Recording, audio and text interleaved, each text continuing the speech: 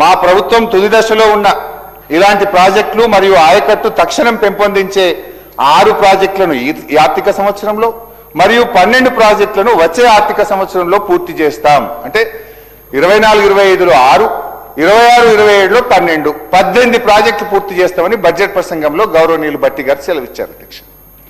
అదేవిధంగా ఉత్తమ్ గారు బడ్జెట్ పద్దుల మీద మాట్లాడినప్పుడు మొదటి సంవత్సరం 6,55,000 ఎకరాలకు ఇస్తాం, 25-26లో 5,05,000 ఎకరాలకు సాగునీరు అందిస్తామని చెప్పి గౌరవనీయులు ఉత్తమ్ గారు కూడా చెప్పారు అధ్యక్ష. నేను అడుగుతా ఉన్నా ఇప్పుడు భట్టి గారిని ఉత్తమ్ గారిని ఒక్కసారి గుండె మీద చేసుకొని చెప్పండి అధ్యక్ష, మీరు చెప్పిన ఆ 18 ప్రాజెక్టులు ఏమైనాయి? ఆ 11,60,60,000 ఎకరాల ఆయకట్టు ఏమైంది? 2.5 ఏళ్ల మీ పాలనలో ఒక్క ప్రాజెక్ట్ అన్నా పూర్తయిందా? ఒక్క ఎకరానికైనా నీళ్లు ఇచ్చారా అని నేను అడుగుతా ఉన్నాను అధ్యక్ష. మీ బడ్జెట్ పుస్తకాల్లోనే నీళ్లు దుంకుతున్నాయి, మీ బడ్జెట్ పుస్తకాల్లోనే ఆయకట్టు పెరుగుతుంది తప్ప క్షేత్రస్థాయిలో ప్రాజెక్టులు పూర్తి కావడం లేదు, ఆయకట్టు పెరగడం లేదు అధ్యక్ష. అదేవిధంగా అధ్యక్ష బడ్జెట్ ప్రసంగంలో భట్టి గారు 24-25 అధ్యక్ష పేజ్ నంబర్ 8 అధ్యక్ష ఎంత గొప్పగా చెప్పారంటే పేజ్ నెంబర్ 8లో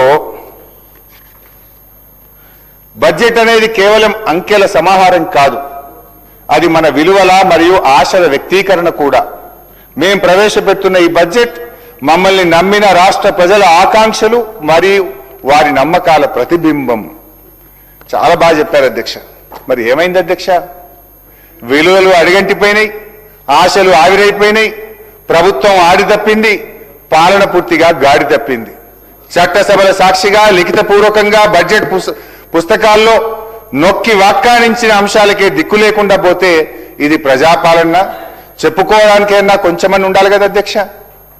ఏదైనా అంటే చాలు పెద్ద నోరు తీసుకొని మా మీద విరుచుకుపడతారు.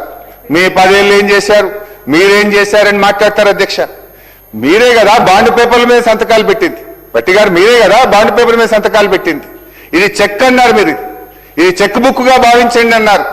మరి 6 గ్యారంటీలు అమలు చేసింది లేదు, 420 హామీలు నిలబెట్టుకున్నది లేదు, ప్రజల ఆకాంక్షల్ని నెరవేర్చింది లేదు.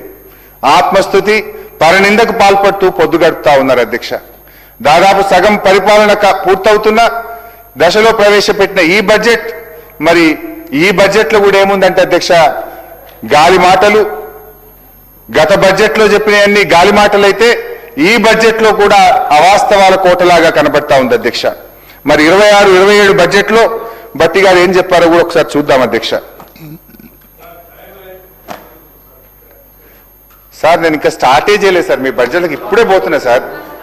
ఇప్పుడు 26-27లోకి ఇప్పుడు పోతున్నా సార్. ఇప్పటిదాకా మీ పాత 3 బడ్జెట్లు చెప్పిన now I'm going to your this year budget 26-27.